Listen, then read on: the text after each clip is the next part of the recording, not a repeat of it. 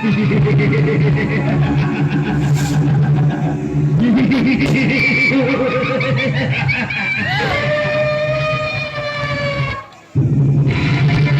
భారతదేశాన్ని సర్వనాశనం చేయడానికి పాకిస్తాన్ నుండి తీవ్రవాదులు ప్రవేశించారు.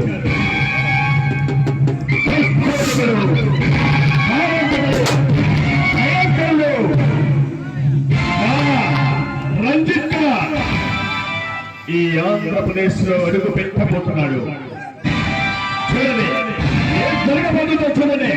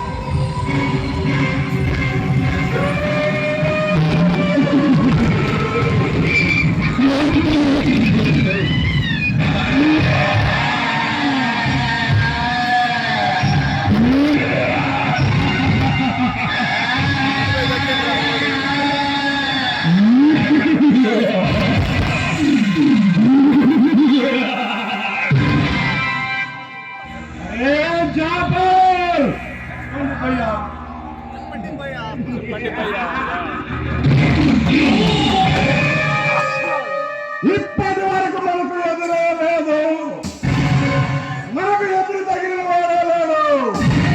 ఈ భారతదేశాన్ని సర్వనాశనం చేయడానికి హైదరాబాద్ సిటీలో బాంబులు ఆలోచించాం.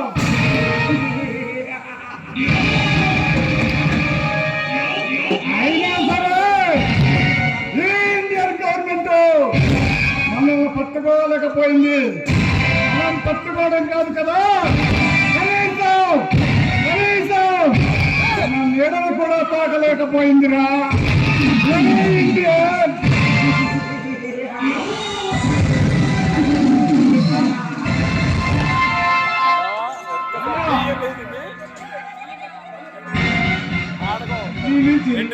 సిబిఐ కళ్యాణి పంపించింది. ఆ కళ్యాణ్ పచ్చాగాన్ని అతమార్చి వాడి డెడ్ బాడీని వాడి డిపార్ట్మెంట్ కి పోలీసుగా పంపిస్తాను.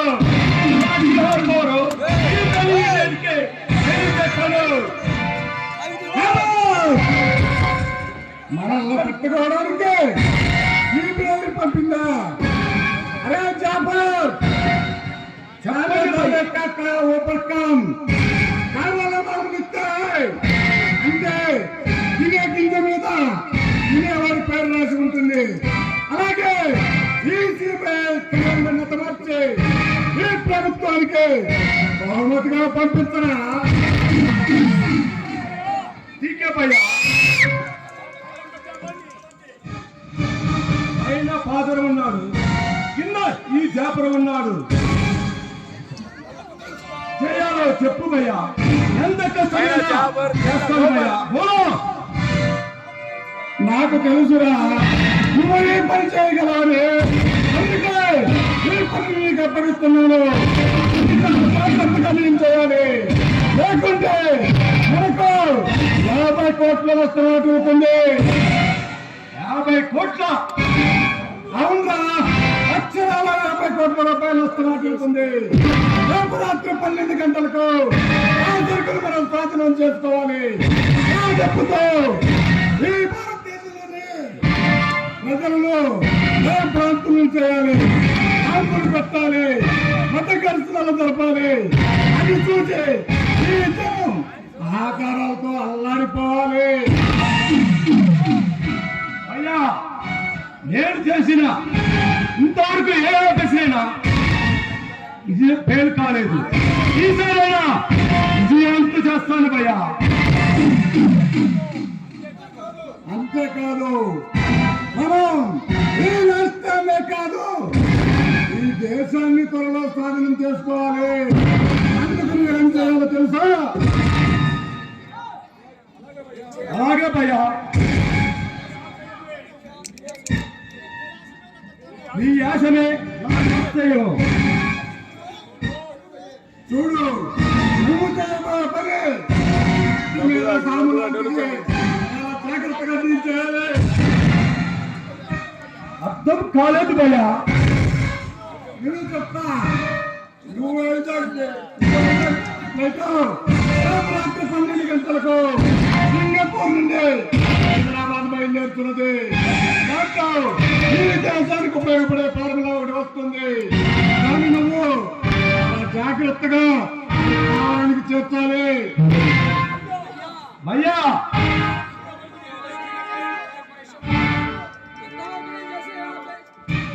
ఇంతవరకు నేను చేసిన ఏ ఆఫీసులైనా ఫెయిల్ కాలేదు. ఈసారైనా విజయవంతం చేస్తాను భయ్యా.